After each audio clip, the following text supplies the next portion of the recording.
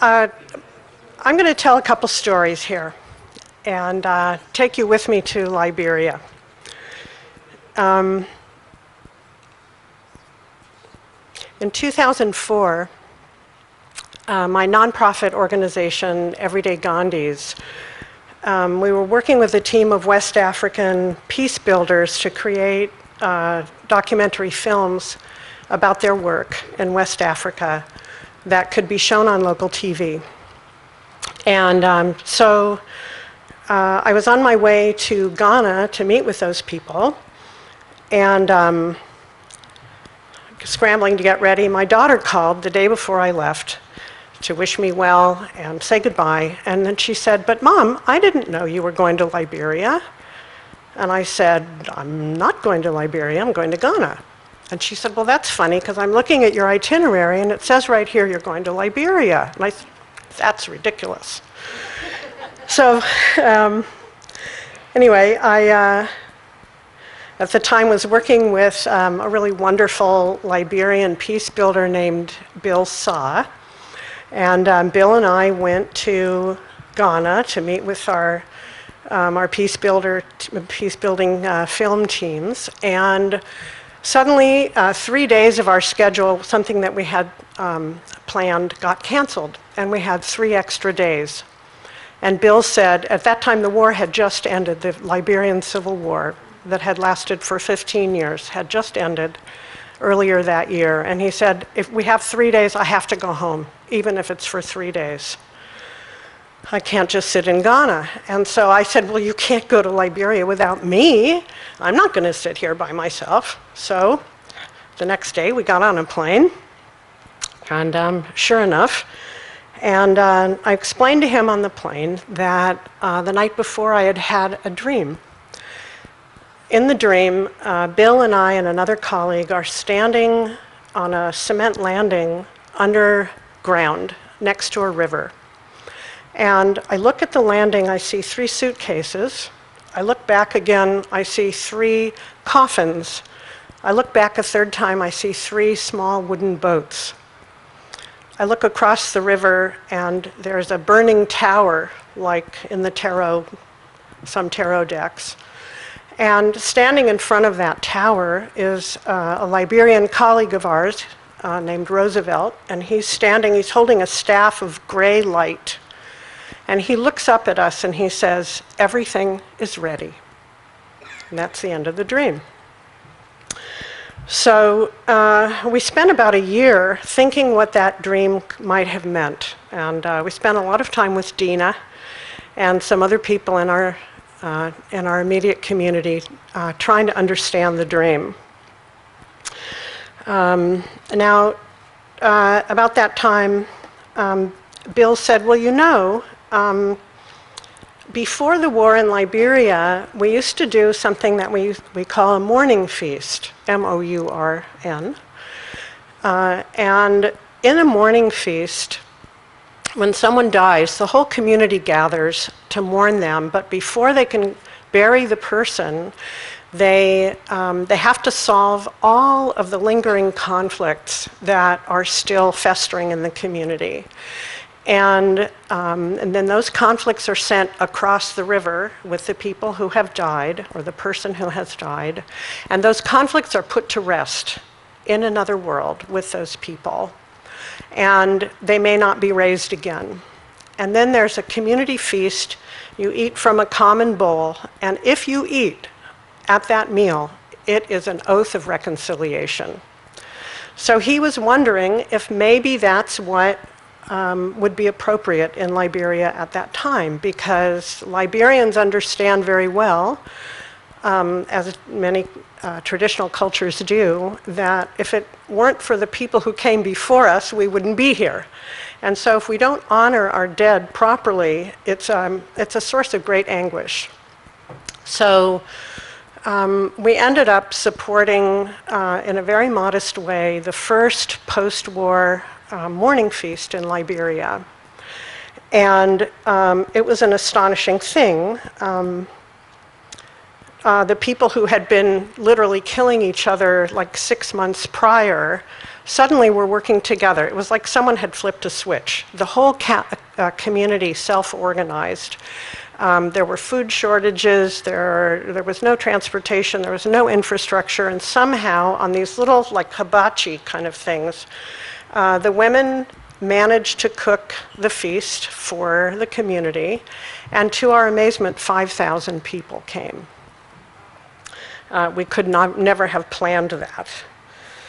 And then the following year, which was in 2005, Dina and I went to Liberia, and while we were there, we found out a couple of interesting things. One was that the local dreamers, dreaming is a form of divination in Liberia, and the local diviners, the local dreaming diviners, had had a dream very similar to mine, in which the people who had died got together and said to the people who were living, we on the other side have come together.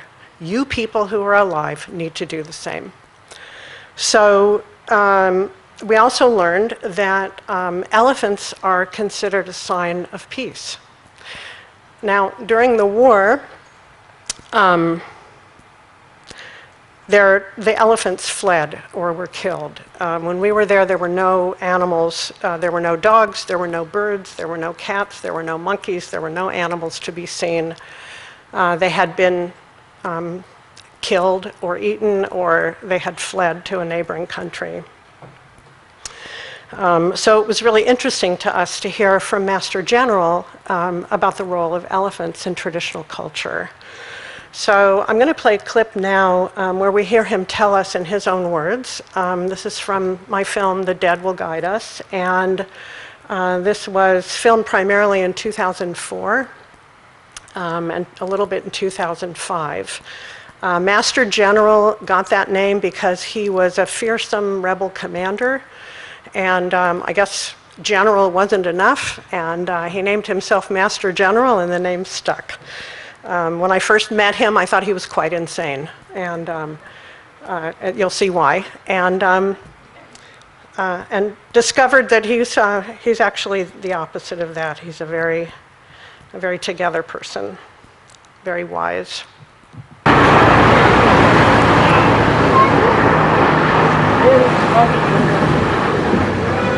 How are you, Master General? So. How is life? We thank God for life. I'm sorry, forgot to mention, the man that he's talking to is the Pakistani commander of the UN peacekeeping forces there. He is the ex-Lord General. On the day he disarmed himself very symbolically. He brought his uniforms, he brought his weapons, he brought everything, and in a very ceremonial function he disarmed himself, and thereafter he is well integrated in the system. How is everything going for you? Very, very nice. Too bad Pakistan battalion. Just distribute those two. Get from Lofa country. No trouble. So thank you. Thank you, US government. Okay, wait. Thank you, UN. You got it. Thank you, Pakistan. We are free fun. We are free fun. No trouble here. Okay, Master General, thank you. Okay. And thank you very much for wearing Pakistani shirt. Okay. Okay, well, let me get some biscuit and play. This man was Master General of War. Now, he's Master General for Peace. He doesn't tolerate violence in any form anymore.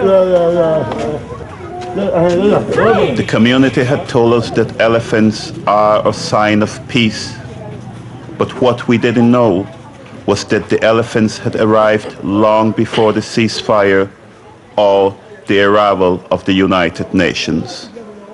When I saw the elephant, but I don't know you any coming in Liberia. That's what I told the children from after 4 years. I told them, I said, God said the war is over. But I thought we all get it on. Yeah, our eyeball race. I told them, I said, no more war. God said the war is over. The son of the elephant told me that to say no more war in Liberia. So I made a law. All my contractors in Lofa County, from here to bomb here, anybody fire unnecessary fire, the degree number 5 will face you. Just to make it clear, because UN came and they did the disarmament, but then putting the arm down means you ask your boys to stop firing and not to move further with the war anymore. No. And hold the arm waiting for the UN to Thank arrive. you very good. Since we saw the elephant, nobody fired again. But today, the people will stay. How many fighters were with you that, how many people stopped fighting? Oh, the whole of our country. So now we saw the elephant. No soldier fire arm again. And how many soldiers were you? All the law soldiers were our constraint. 36,000 soldiers, all the law together. But 25,000 were in Lufa. Yes. FN that appeared to Master Gerald, they intentionally appeared to him because he was one of the generals in the war, to tell him, hey, wait a minute, war is over, lay your gun down. It was a message, silent message. I see, because why? He's an African, he's a Liberian, and he know what it means when you see elephant. So I can say in my own heart that it was intentional, like, for them to appear to Master General. So that knocked me on my, you know what, to understand that 3 months before the ceasefire, 36,000 soldiers disarmed because that man saw an elephant. So we sat with that information. The following year, in 2006, Dina and I went back to Chobe, as she described, for her birthday. And we told the elephants in Chobe that the elephants had not returned yet to Liberia, that Liberians considered the elephants to be a sign of peace, and that they were really needed now. And then we went to Liberia from there, and talking and listening to people, there was a great desire to invite the elephants back. So we accompanied them. We made offerings in all different villages around the area. We put out all the favorite foods of the elephants. There was rice flour, which is kind of a ground rice, peanuts, pumpkins, bananas, and honey. They don't like bees, but apparently they like honey.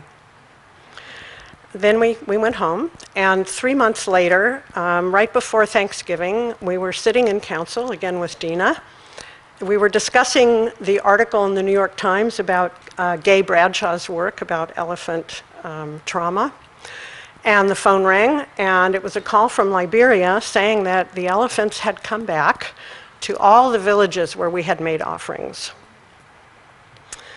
One of the people that we talked to, and I was going to play this clip, but I think I'll skip over it because for time purposes.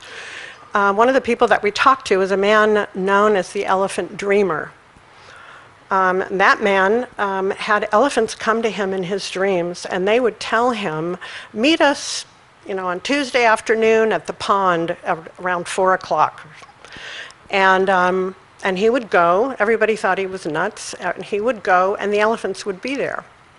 These are forest elephants, so they're a little bit smaller, and they're than the savanna elephants, and they're very shy, and it's difficult to see them in person. But they would appear for this man.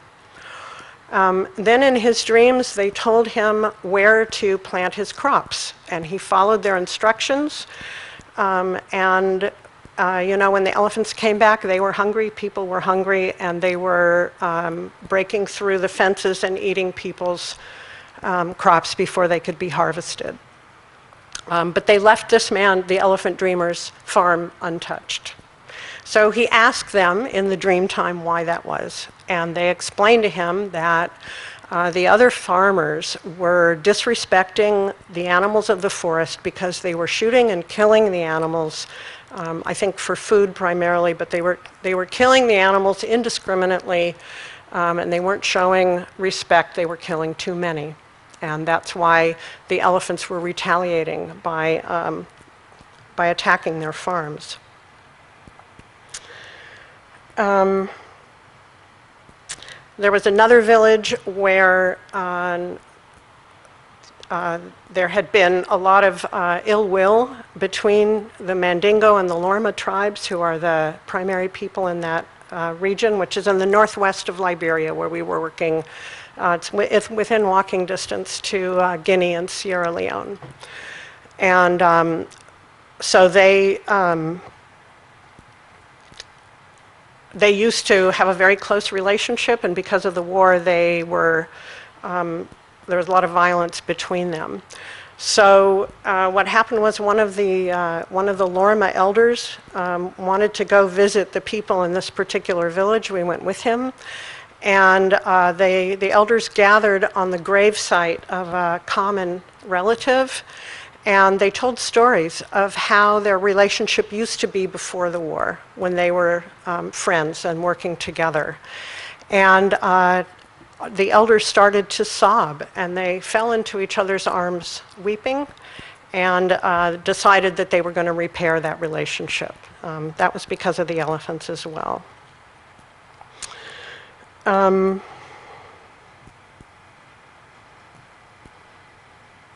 then after that, we went to one more village, the village called Womanor, which was a Mandingo village. They're traditional people, and they're Muslim people as well. And they told us that since the elephants had arrived, the people were not being troubled by poisonous snakes or insects. And the elders, in gratitude, were going out into the forest and reading certain sections of the Quran out loud to the elephants in case they were listening. And at that, in that village, there was one of the visitors was an elephant that had been housed at a zoo, and he either escaped or was released during the war and wandered. Nobody knew where he was. People thought that he could understand spoken English because he had been trained to respond to commands, and apparently that was the leader, that was the lead of the male elephants, apparently that visited there. So I'm just going to scoot forward here if I can figure out how to work this.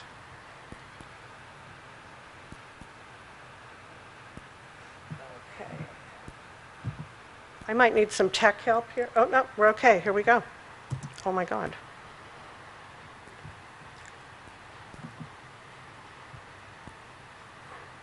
How do I tell it to work again, please? There we go.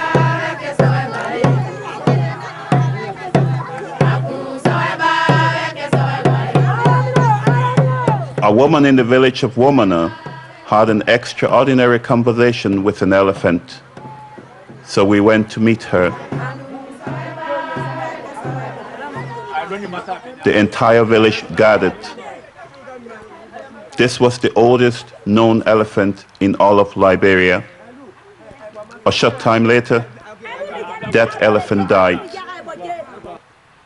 Oh, sorry. The people brought his skull to show us. I saw the elephant. I ran away. I came back again. Saw to it that they have already eaten all my corn on the farm. Like cassava, all looted the cassava. The banana that I planted there, they destroy all. He said, well, this time I will be brave and not running away again. And the elephant was just standing, can't go. He said, look, Father, I beg you.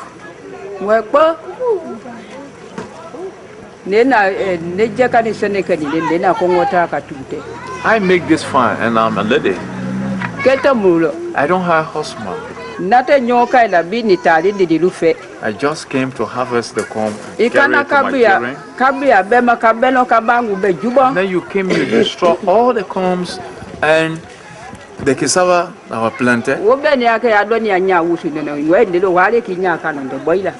At the same time, I talking, the elephant is looking at me and say, well, I don't care how you look at me, I will not run away today.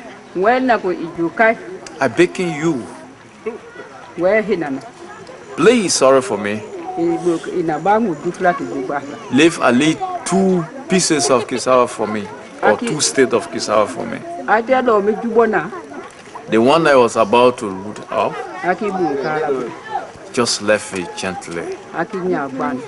Look at me for a long time.